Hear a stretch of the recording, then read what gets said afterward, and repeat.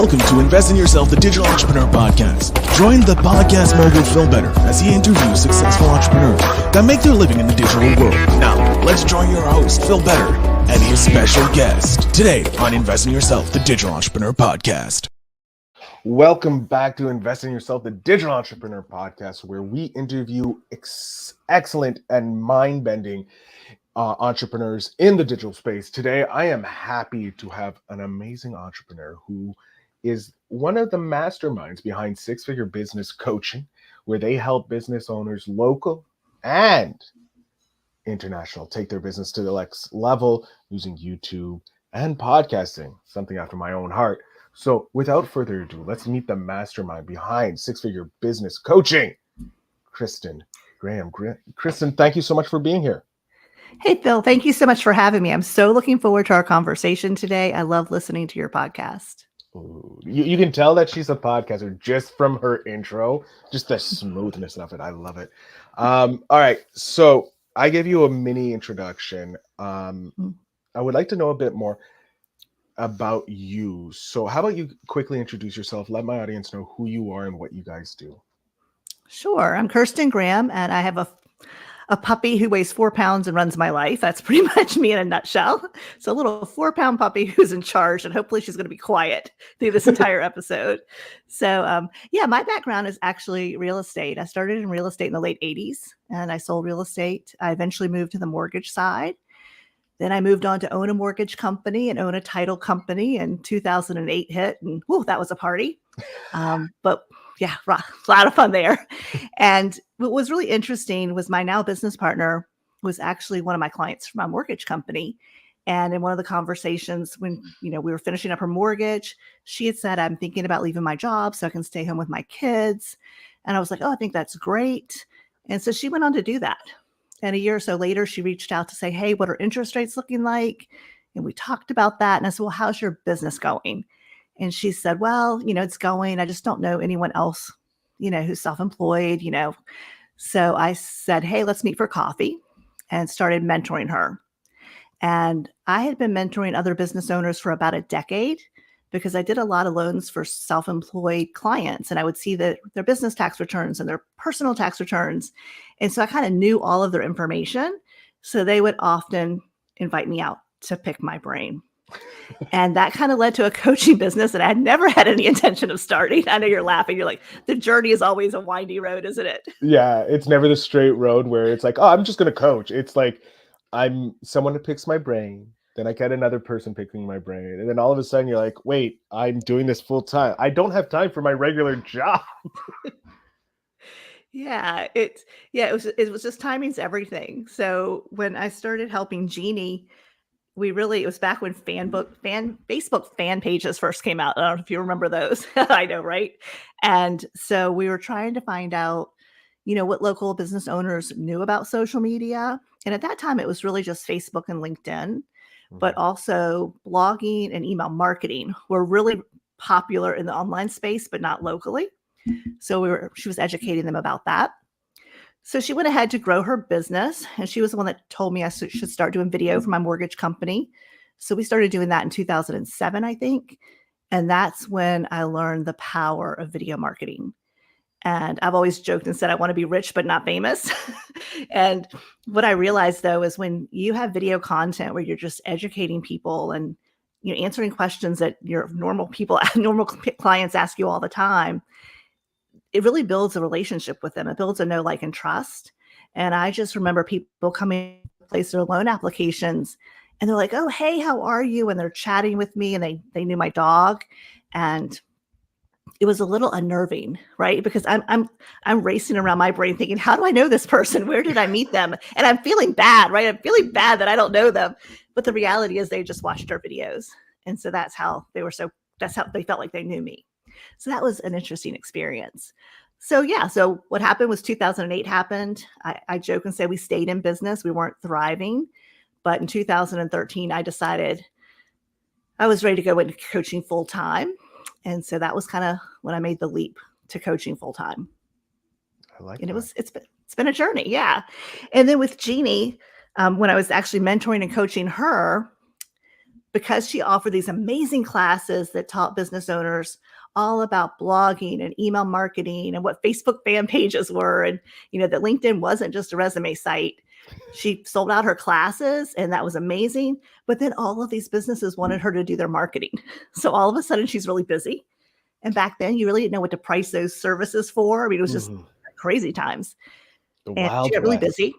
It was the Wild West, right? Yeah. Looking back, you're like, wow, that was kind of like a step of faith, like just trying to figure it out as you go.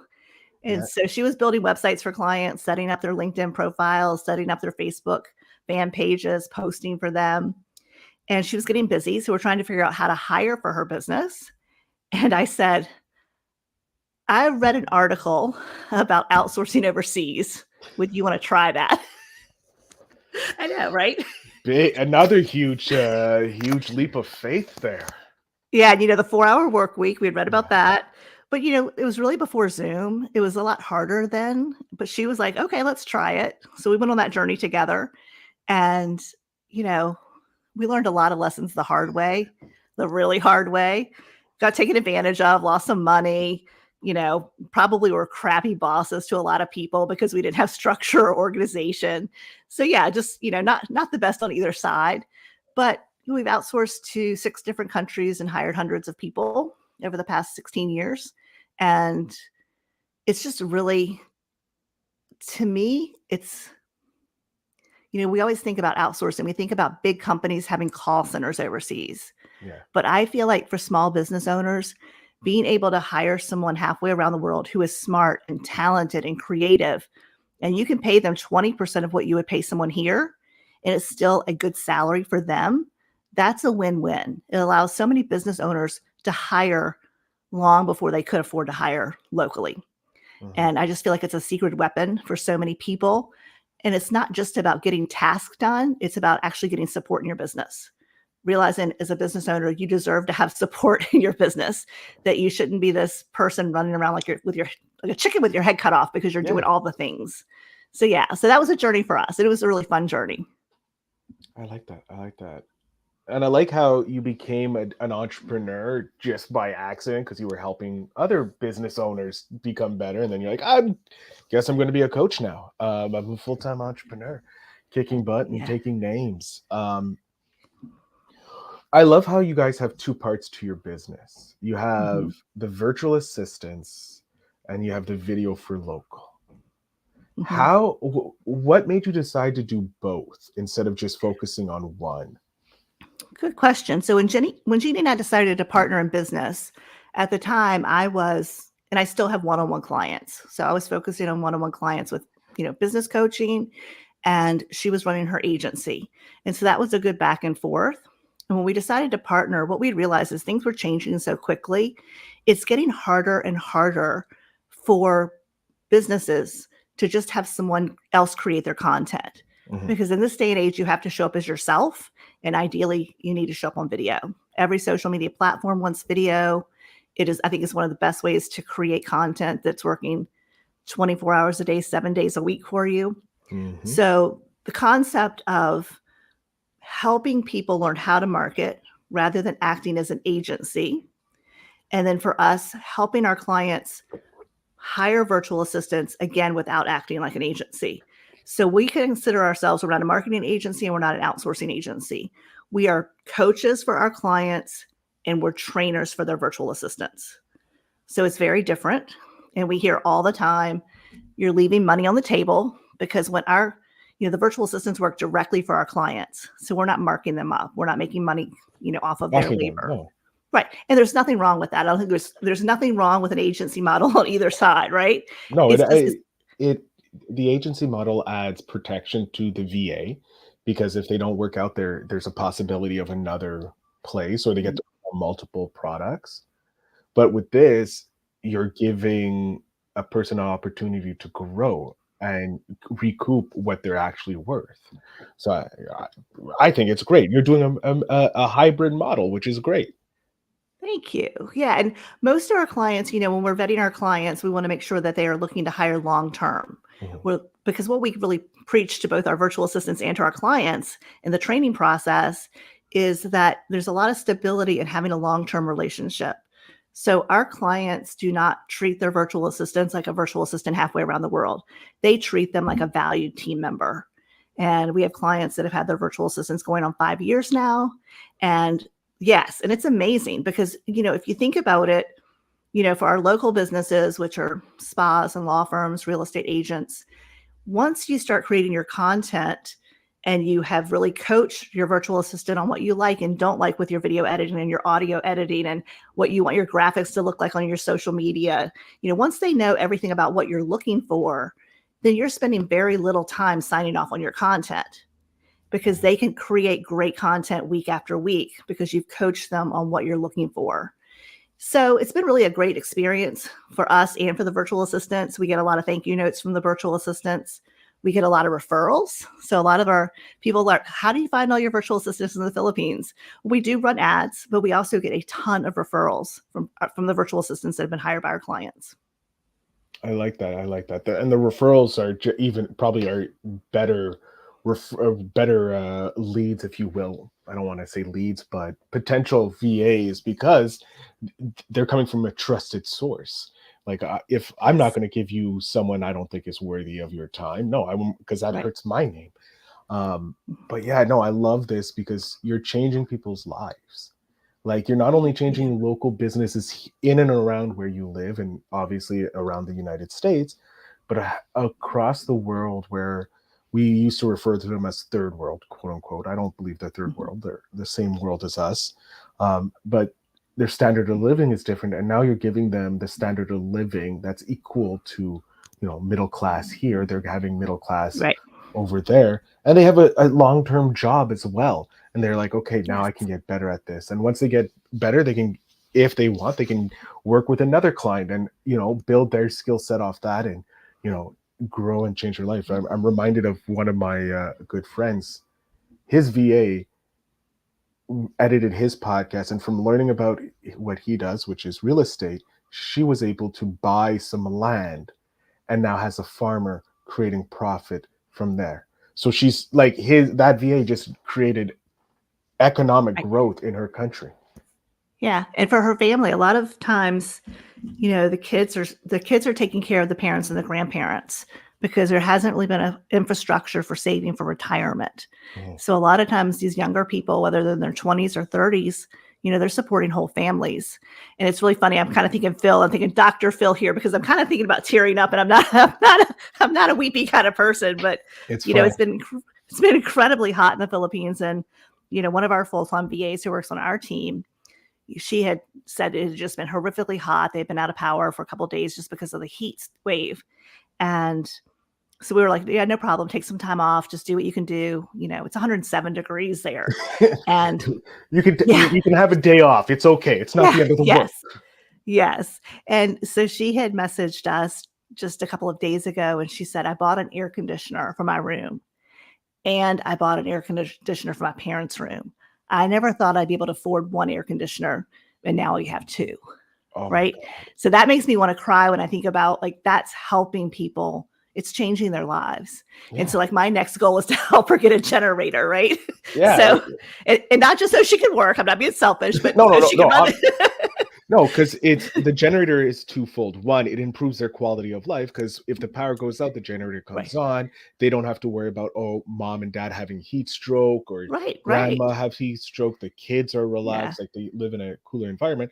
Yes, it does help that she doesn't have to take time off. There is an economic benefit, but there's more of a social benefit for this generator. It's life improving on twofold and allows the whole family, if they want, to become VAs, because it's not body intensive work. It's mind.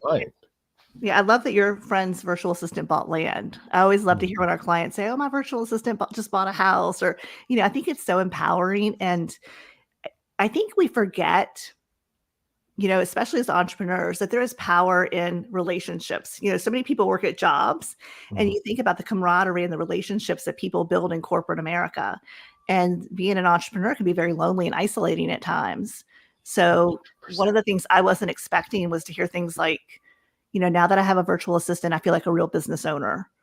Or I had no idea how lonely and isolated I was in my business. I am every week when I meet with my virtual assistant and bouncing ideas off of them and seeing all the amazing work that they've done, I'm getting more and more excited about my business and realizing I can grow something even bigger than I ever imagined. So I think it's also that, as human beings, we're meant for connection. We're meant for relationships, and to be able to have this fantastic relationship who is on your team and helping you build your dreams, where you're paying them really well to help them build theirs. I look at the VA system different than working a job. Because if you're working at a job, you don't really care about the business, we'll say. Because if I'm working for like Microsoft's going to do well with or without me. It's an established brand. But with a VA, they're invested in your business because you're their paycheck, right? You're providing them with their sustain their livelihood, so they want you to be better. They want you to grow, because if you grow, that means possibly they'll get more money, but also they have more job security. Whereas everybody today, I keep hearing business owners says nobody wants to work. Well, people want to be invested in the business to know that they're having an impact. And with a VA, you have that direct impact. And you get to, because you're bouncing off the ideas with your VA. Yeah. And Phil, I think the other thing is, our clients are really invested in the virtual assistants' lives, right? It's not, it's always a two-way street. Yeah. And so by having clients who really value and appreciate their virtual assistants, and where there's a process where you can ask them what other things they would like to learn, so they don't have to go off and work for someone else. They can continue to develop their skills, and maybe you hire a second virtual assistant to do whatever they were doing. Yeah, a lot of our clients have gone on to hire additional people. And so their first person might manage the second person and get them up and running and train them. So it really is a beautiful thing. And again, once you have somebody who really knows you and knows what you're looking for with your content, and just, you can have great, quick conversations, and they understand what you're talking about if you're in a really big hurry, that's priceless. Oh, that's 100. That's like having a second you. Like, it kind of reminds me of the story of Mr. Beast, how he paid someone to follow him around for 6 months to in essence clone himself, and now that person pretty much can run the business without him. And that's what your VA should be. You should be focused on growing the business while they handle some of the day-to-day minutia that we as entrepreneurs hate. We hate those things. I want to. You mentioned you love when your clients invest in their VAs to grow, because you can ask them what they want instead of them going to find another job or another client. In essence, what is something that you do to invest in yourself to be a better version of yourself? And is there anything that you can share with the audience that they can start doing? Sure. So one of the things that Jeannie and I always focus on is going to a couple of conferences a year. This year we went to Traffic and Conversion in Vegas in January. And what was really awesome, are you familiar with High Level? Yes, I am. The software. Yes, I'm very familiar with High Level. Yeah. So our virtual assistant who works on High Level, and she loves it, she was just so surprised that we were hanging out with like Sean and Robin, because they were at the conference, like giving away t-shirts and stuff. So we're chatting with them. So we actually had them make a video saying hello to her. Oh my God. And she loved it. It was really cool, because it was like the week of her birthday. And so she got this video, and so she was just so excited. But yeah, so going to conferences, I think, is really important. We have to learn and grow. We also went to PodFest this year in Orlando, which was fantastic. It's our second time to that convention. Yeah. So just constantly learning. We also are in a mastermind group that meets every Monday, because I feel like, again, mindset's really important. Being around other entrepreneurs that hold you accountable and, call BS if you're not doing what you're supposed to do. So I think that's important. Yeah, there's so many things as business owners we can do that helps propel our businesses. And one of those things, I think, is protecting our confidence, because in order to go out and sell your product or service, or to manage your team, you need to be confident. And I'm not talking about ego or arrogance. And it can be hard to be confident if you're struggling with self-worth, or you're just feeling overwhelmed all the time. So that's one of the things we try to focus on, is not feeling overwhelmed and focusing on the right things at the right time. I like that. That's great advice to the entrepreneurs listening to invest in themselves. Not only visiting conferences and networking, because that's a huge part of going to these conferences to keep learning. You network with people who are in different domains but can help you. Um, I would love, like, you mentioned the story about your VA buying two generators, not two generators, sorry, two ACs Mhm. for a house. I would like to know, do you have a story of maybe one of your clients on the video side that was reluctant maybe to start, and then once they started, they saw the magic that the YouTube can generate for them?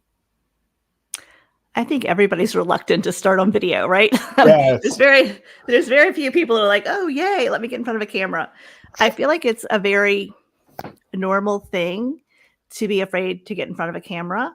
But, for example, one of our clients, she's had a YouTube channel for a couple of years, and I think she had been with us for 9 weeks, and her virtual assistant had been with her for 6 weeks. And so she jumped on our Tuesday coaching call, and she said, I haven't had any outreach. No one's ever contacted me from my YouTube channel. I've had my virtual assistant for 6 weeks. I have had 3 people reach out to me, and 1 person's under contract. So, and it was just her making changes. And, for most of us, I couldn't edit a video if my life depended on it. So I'll just tell you that right now. I'm not tech savvy. So, but so many of us feel like we have to do everything. Mhm. And so we spend a lot of time doing tasks that is not the best use of our time. So by having her virtual assistant spend more time on her thumbnails and her SEO and editing the videos, that makes a big difference. And it's not that maybe she isn't capable of doing it. It's just not, she didn't have enough hours in the day to do it. So I feel like that's really important. Right now I'm talking with a woman who, really cool story. She was an LA makeup artist, and like she just knows all of these different celebrities, and she's just fantastic. So she's an esthetician and she's a makeup artist and just a great human being. So we're in the process of talking about her video strategy because she left LA and she moved here to Sarasota, Florida. And so she's really just starting to build up her spa. And so it's just been fantastic talking about all the things that we can do. And to be honest, I'm always a little jealous because as a coach, it's not like we have fabulous things to show, Yeah. where she can show, different makeup tutorials and different skincare and all these different cool techniques she has for facials. So I'm a little jealous, but it's going to be a lot of fun working with her, and she'll be confident on camera. But again, we're always nervous when we do something we haven't done. Yeah. So I think it's normal. The other part is we do find that clients are nervous about working with a virtual assistant. What's the communication going to be like? How is it with the difference in hours, different time zones? But we address all of that, and it's not hard. It's just a matter of shifting your mindset. And one of the things that Jeannie and I focus a great deal on with both our clients in coaching and the virtual assistants through the training program is cultural differences, because there are cultural differences. Mhm. As Americans, we communicate very aggressively. We don't know it, but we do. We're So a little aggressive. We're a little aggressive. yeah. So just we have a lot of conversations about that for both sides. And so I feel like when they come together, they have a better understanding. And, we also encourage the virtual assistants to always ask questions, or if they have ideas, to present those ideas, but to never take it personally if that idea doesn't get implemented.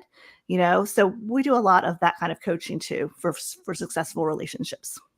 I love how you're focused on the relationship and making sure that that's successful instead of just like, okay, here's your VA, bye, running away. Because no, the relationship is so important, because it is, like we mentioned before, life changing for both aspects.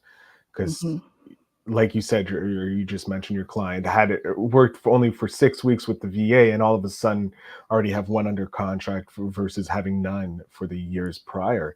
So, and Right. it's a relationship, and it Mhm. grows and grows, and it allows you to work more on your business and the things that, like, we are capable of doing, but is it worth our time? Are we Right. is that where the value of our time should be going? And that's super important. Again, it gets us to what most entrepreneurs say, they're looking for that freedom. What is the freedom that Mhm. you're looking for? Um, Yeah. uh, So Bill, we're actually we have a second offer. And I kind of want to explain this because I think it's relevant in yes, please relationship. go ahead. So I have a virtual assistant that gets me booked on podcasts, which you experienced when she's with Yes. me here, Bea. She's fantastic. And we had clients asking us about that. Well, could my virtual assistant get me booked on podcast? So Jeannie and I decided to put together a program that is specifically towards getting, our clients booked on podcast. And it's really different because a lot of people said, well, can I have my marketing virtual assistant, the person who does their video editing and social media, can I have that person book me on podcast? And I said, well, you can always ask them if it's something they would want to do. But what I find is someone who's incredibly creative is not necessarily going to enjoy the job of outreach, market research, follow-up, outreach, market research, follow-up, because that job is, a lot of that happens and it takes a lot of time. And it's a different personality. It's a different skill set. So our thing is, if you want your virtual assistant to do other tasks, ask them if they feel like it would play into their strengths. Because if you build a team of people who are truly working in their strengths and also working in things that they really feel accomplished in or excited to do, you're going to build a very happy team and they're going to be with you for a very long time. So that's the other part in it, is hiring the right person for the right job. And if you want to build your team, not trying to throw your one virtual assistant into wearing all the hats, and I think as entrepreneurs, we have to wear all the hats in the beginning. But as somebody who's working for you, you will get a lot more work out of them, a much better relationship if you figure out how to help them stay in their lane, stay in doing what they love doing and what they're best at doing, and then hire other people to do other tasks. Yeah, you hire other people to take off the hats that you are currently wearing. You don't ask Yes. one person to take all the hats that you're wearing. You're like, okay, you're the hat wearing person. Bye. You would actually be surprised. That is one thing. A lot of people, I think that's, and again, we definitely didn't know that when we first started hiring. So I'm not, looking down on anyone who is at that place, because we were definitely there. But yeah, that okay, here are all the hats. Like, again, take off with them and be happy with them. My big pet peeve is when someone says, I want to hire a virtual assistant who will tell me what to do. Oh my God. And I'm like, that's a boss. No. That's a boss. You're supposed to do that. Yes. But yeah. Oh. Yeah. But I get it. Sometimes I think again, it goes to overwhelm and just being stressed out, that you just feel like, gosh, I would just wish someone would, keep me organized or whatever. And that is what a really awesome executive assistant can do. They can keep you on track with what's going on with your day so that you have more time to be the visionary and to focus on the big picture. But the reality is you always have to keep that CEO hat on. Oh yeah, that hat is glued onto your head. Kirsten, we're coming close to the end of the episode. I hate this because I'm losing you. And I'm having a great time. So we're going to definitely have you back on. We're going to have your partner on as well, because I want to talk about your podcasts that you have two of.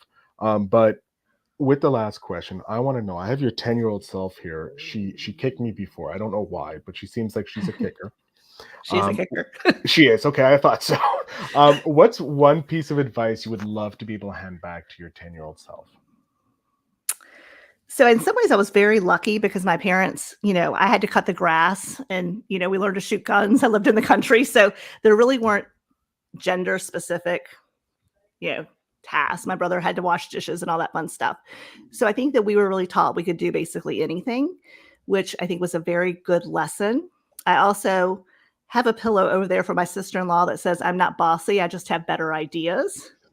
And my dad used to say I would do fantastic in the military if they would start me off as a general. So I think being bossy was always kind of my MO.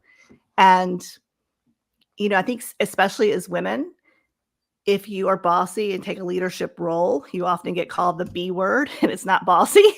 So I think being able to step into that power is something that I learned early on. But I think things I would have told my 10-year-old self is, because I am a high risk taker, probably play it safer in some areas and go a little slower. I like to, 100 miles an hour. Let's do it all. So, to take my time and not rush the process. And that is, I know it sounds so lame, but the journey is really the most important part. And I look back on all of the different things I've done and the different businesses I've owned. And I really look back with amazing memories, a lot of bruises and scars too, but wouldn't have changed a thing. would not have changed a thing. But maybe be a little bit more conservative in certain areas, right? Just a little bit.